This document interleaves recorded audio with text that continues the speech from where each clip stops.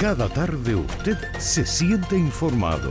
Desde las 6:10, 20 minutos, con el patrocinio de Liuna, local 183. Feel the power. Muy buenas tardes, amigos, bienvenidos a 20 minutos, las noticias de Canadá y el mundo en tu idioma en 20 minutos. Yo soy Diana Lora y te traigo las informaciones de este viernes 20 de octubre. Iniciamos a nivel nacional.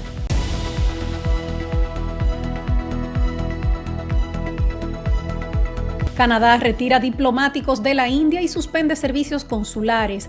Canadá está sacando a 41 diplomáticos de la India después de que este país les retirara la inmunidad diplomática, y ahora Ottawa está anunciando la suspensión de servicios consulares en persona en varios de sus consulados en la India. Los consulados generales de Canadá en Bengaluru, Chandigarh y Mumbai están suspendiendo temporalmente las operaciones en persona. Puede obtener asistencia consular en el Alto Comisionado de Canadá en Nueva Delhi.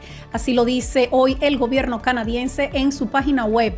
Ayer la ministra de Relaciones Exteriores, Melanie Joly, confirmó la evacuación de 41 diplomáticos canadienses por motivos de seguridad, después de que el gobierno de la India comunicara oficialmente que les retiraría la inmunidad a ellos y a sus familiares. Ahora solo quedan 21 diplomáticos canadienses en la India. Hoy el primer ministro Justin Trudeau calificó la acción como una violación de la Convención de Viena. Escuchemos a Trudeau. El gobierno de la India decidió unilateralmente revocar la inmunidad diplomática de 40 diplomáticos canadienses que se encontraban en la India. Eso es una violación de la Convención de Viena sobre la diplomacia. Esto es lo que ellos han escogido: contravenir un principio fundamental de la ley internacional y la diplomacia, y es algo que debería preocupar a todos los países del mundo. Eso tiene amplias consecuencias en el mundo diplomático, y se preocupa a muchos países, pero también tiene un impacto real en los millones de personas que viajan de ida y de regreso a la India, estudiantes, familias, por bodas, por negocios. El gobierno de la India está haciendo increíblemente difícil que la vida continúe su curso normal para millones de personas en la India y en Canadá. Canadá no tomará acciones similares en represalia, pues eso sería contrario al derecho internacional, según dijo la ministra de Relaciones Exteriores. Las tensiones entre la India y Canadá continúan siendo agrias después de que el primer ministro Justin Trudeau dijo el mes pasado que los servicios de inteligencia canadienses tenían pruebas creíbles de que agentes del gobierno indio podrían haber estado involucrados en el asesinato del líder Sikh Jadir Singh Niyar.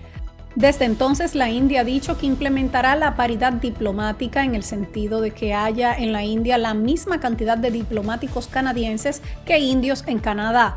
El gobierno canadiense ha explicado que su personal diplomático en la India es mucho mayor, pues deben brindar servicios consulares a una población de más de 1,000 millones de habitantes, mientras que Canadá solo tiene cerca de 40 millones. El ministro de Relaciones Exteriores de la India dijo en un comunicado en el día de hoy que rechazan cualquier intento de presentar la implementación de la paridad diplomática como una violación de las leyes internacionales. En otro orden, la policía de Toronto reporta un aumento en los crímenes de odio. El número de llamadas por delitos de odio a la policía de Toronto ha aumentado desde que estalló la guerra entre Israel y Hamas a principios de este mes. Así lo dijo el jefe de la policía, Myron Denkiu. The number of hate crime calls for service in Toronto have increased since the attack on October. El número de llamadas por crímenes de odio a la policía de Toronto ha aumentado desde el ataque del pasado 7 de octubre. Desde que empezó la guerra, el promedio diario de llamadas al servicio relacionadas con odio ha aumentado un 132%. Eso refleja una escalada de incidentes motivados por el odio y también un aumento de las tensiones públicas. Algunos de los crímenes de odio, como las amenazas de muerte y acoso criminal, están en aumento. Hemos sido claros y seguimos decididos a que el Servicio de Policía de Toronto no tolerará actos de violencia, intimidación u odio hacia nadie o ninguna comunidad. Facilitaremos la protesta legal. Estaremos atentos y decididos en nuestro servicio a nuestras comunidades y a los residentes de esta ciudad. El jefe de la policía de Toronto compartió algunas cifras para ilustrar el aumento de este tipo de denuncias. Dijo que entre el 1 de enero y el 7 de octubre, la policía de Toronto recibió 237 denuncias de crímenes de odio, esto en comparación con 192 incidentes reportados en el mismo periodo del año pasado. Durante los primeros días de la guerra, del 7 al 9 de octubre, la policía de Toronto vio 14 informes adicionales de crímenes de odio. En comparación, la policía dijo que solo recibió 5 incidentes durante el mismo periodo del año pasado y solo una denuncia en el año 2021 en este mismo periodo. DenQ compartió que de los 14 crímenes de odio reportados, 12 estaban relacionados con el antisemitismo y otros 2 con eventos antimusulmanes o antiislámicos. La policía de Toronto aumentó su presencia alrededor de las comunidades judías y palestinas y otros lugares de culto también en respuesta a la guerra que comenzó cuando Hamas, el grupo de militantes catalogado como terrorista por el gobierno canadiense, lanzó un ataque sorpresa contra Israel, matando a más de 1,400 personas. El grupo también tomó cerca de 200 rehenes. Y amigos, en Brampton se construirán 3,000 viviendas en 3 años. Brampton será la próxima ciudad en recibir recursos millonarios del gobierno federal a través del Fondo de Aceleración de Viviendas. Brampton recibirá $114 millones que permitirán la construcción de más de 3,000 viviendas en un periodo de 3 años. En el anuncio estuvieron presentes el primer ministro Trudeau, el alcalde de Brampton, Patrick Brown, y el ministro de Vivienda, Sean Fraser. Escuchemos a Trudeau hacer el anuncio.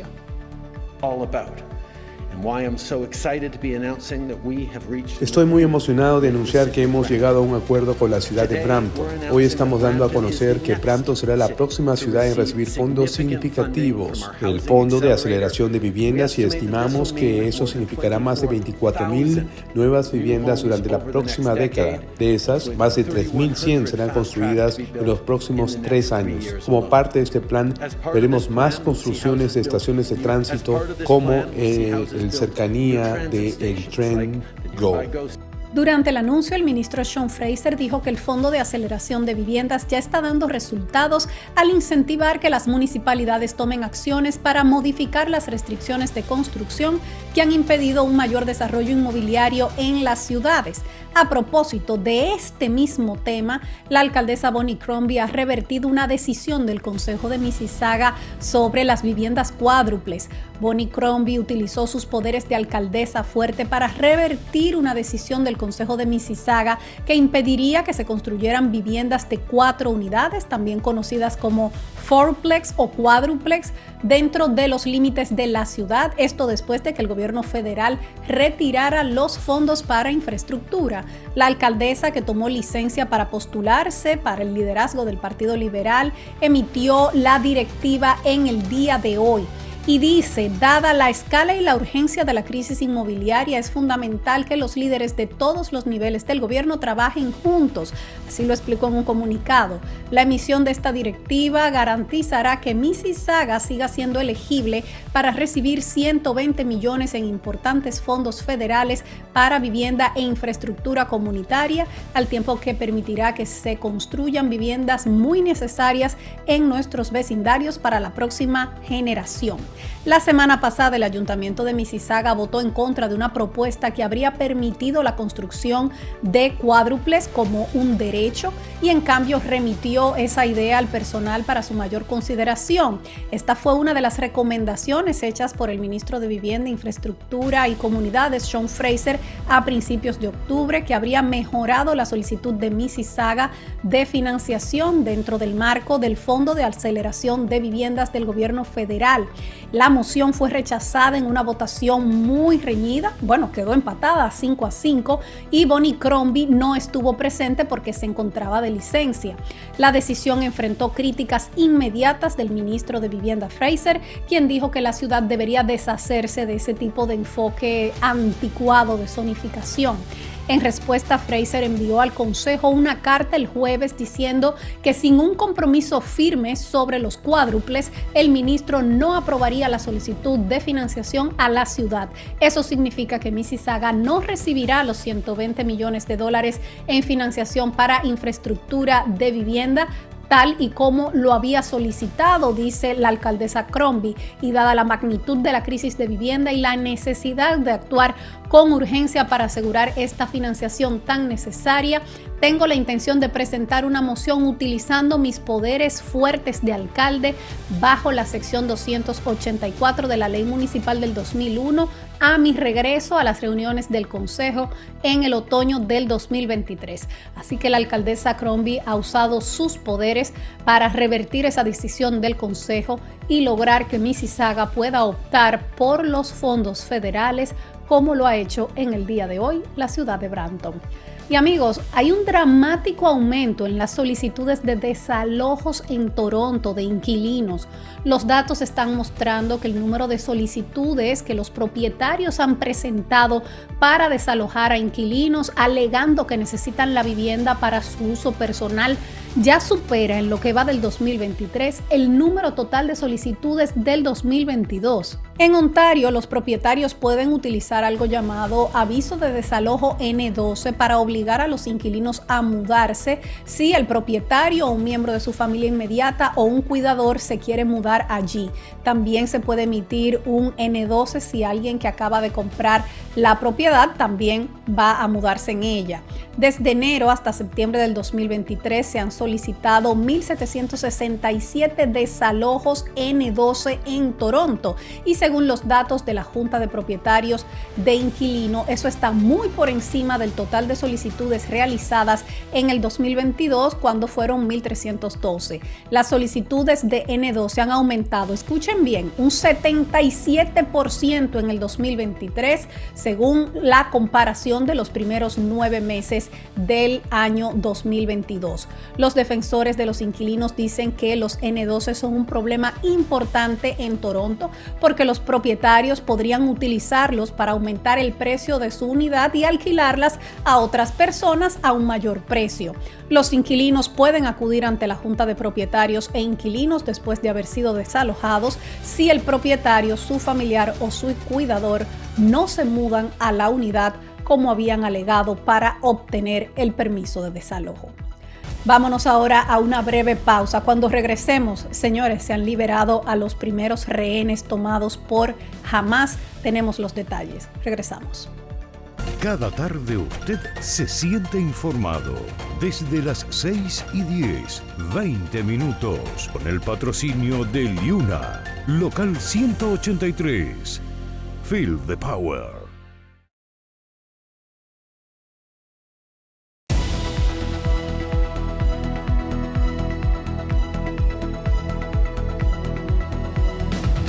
Estamos de regreso en 20 minutos. Nos vamos ahora al plano internacional. Hamás ha liberado a 2 rehenes estadounidenses, una madre y su hija. El grupo terrorista palestino Hamás, que gobierna la Franja de Gaza, afirmó en el día de hoy que su brazo armado liberó a 2 rehenes estadounidenses de los cerca de 200 personas que fueron secuestradas en la ofensiva sin precedentes que lanzaron contra Israel el pasado 7 de octubre. Un portavoz del brazo militar del movimiento islamista indicó en un comunicado que publicó a través de Telegram que una mujer estadounidense y su hija son las liberadas y que lo han hecho por motivos humanitarios después de una mediación de Qatar. Hamás, que controla ese enclave palestino desde el año 2007, no dio más detalles de cómo ni cuándo fueron liberadas estas rehenes. El ejército israelí afirmó este viernes que la mayoría de los secuestrados llevados a la Franja de Gaza están vivos. La mayoría de ellos están vivos, dijo el ejército en un comunicado en el que indicó que también hay cadáveres que fueron llevados a la Franja de Gaza, pero que en su gran mayoría los que fueron tomados como rehenes están vivos. Los militares israelíes indican que más de 20 de los rehenes son menores de edad y que entre 20 y 10 tienen más de 60 años. Desde el asalto lanzado hace casi 2 semanas por milicianos de Hamás contra el territorio israelí, el peor ataque sufrido por Israel desde su creación en el 1948, hay entre 100 y 200 personas reportadas como desaparecidas según el ejército. Mientras tanto, Israel está bombardeando Gaza y evacuando evacuando una ciudad importante cerca de la frontera libanesa en la última señal de una posible invasión terrestre de Gaza que podría desencadenar una agitación regional. Los palestinos en Gaza informaron de fuertes ataques aéreos en Khan Younis, en el sur, donde se les ha dicho que busquen seguridad, que busquen refugio, y las ambulancias llegaron al segundo hospital más grande de Gaza, ya repleto de pacientes y personas que buscan refugio. El ministro de Defensa de Israel ha ordenado a las tropas que se preparen para ver Gaza desde dentro, insinuando una ofensiva terrestre destinada a aplastar a los gobernantes militantes de Hamas en Gaza. Los envíos de ayuda que tanto se necesitan en Gaza están posicionados para ingresar a través del cruce fronterizo de Rafah desde Egipto, pero eso todavía no ha ocurrido. La guerra, que el viernes cumple 14 días, es la más mortífera de las 5 guerras que se han librado en Gaza para ambos bandos. El Ministerio de Salud de Gaza, dirigido por Hamas, dijo en el día de ayer que 3.785 palestinos han muerto y casi 12.500 han resultado heridos. A esto hay que sumar las 1.400 personas en Israel que también han muerto, la mayoría en ese ataque inicial del pasado 7 de octubre, cuando militantes de Hamas irrumpieron en Israel. Además, se cree que Hamas capturó a 203 personas durante la incursión y que se las llevó a Gaza, según ha dicho el ejército de Israel. Y amigos, los argentinos van este domingo a las urnas. Los argentinos elegirán el domingo 22 de octubre entre 5 candidatos al sucesor del presidente Alberto Fernández para un periodo de gobierno de 4 años. Unos 35 millones de argentinos están convocados a los comicios, en los que también se renovarán 24 bancadas del Senado y 130 diputaciones nacionales. Además, se elegirán varias autoridades como el alcalde de Buenos Aires y el gobernador de la provincia homónima, la mayor del país. El candidato Javier Milei, de 52 años, se perfila como el favorito.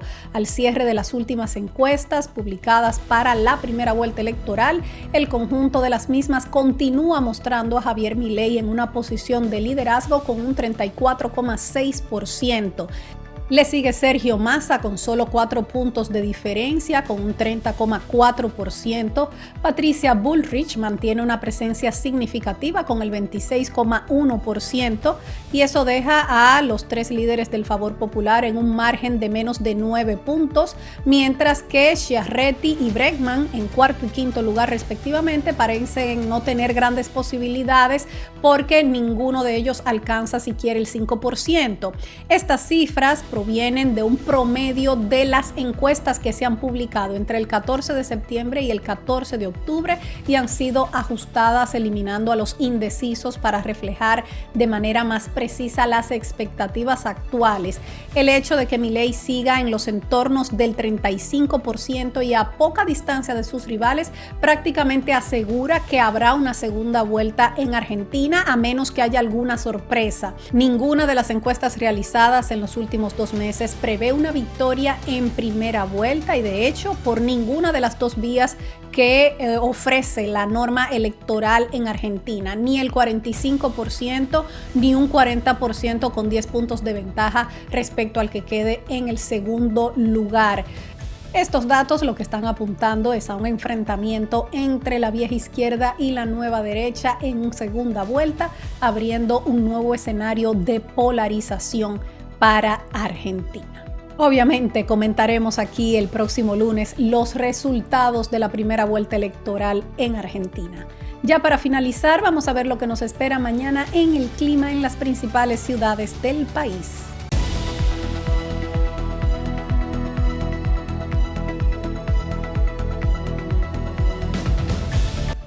En Toronto tenemos lluvias pronosticadas, un 30% de probabilidades de lluvias con temperatura máxima de 14 grados. En Ottawa, condiciones similares, lluvias, máxima de 14. También en Montreal, donde estará un poquito más alto, máxima de 16. En Vancouver estará seminublado con máxima de 14 grados. Y en Calgary estará nublado con temperatura máxima de 11 grados, mínima de 1 grado. Hasta aquí las informaciones de hoy. Gracias por acompañarnos en 20 minutos. Yo soy Diana Lora y como siempre me despido de esa comunidad latina recordándoles que unidos somos más fuertes, juntos somos más. Hasta el próximo lunes. Cada tarde usted se siente informado. Desde las 6:10, 20 minutos, con el patrocinio de Liuna, local 183. Feel the power.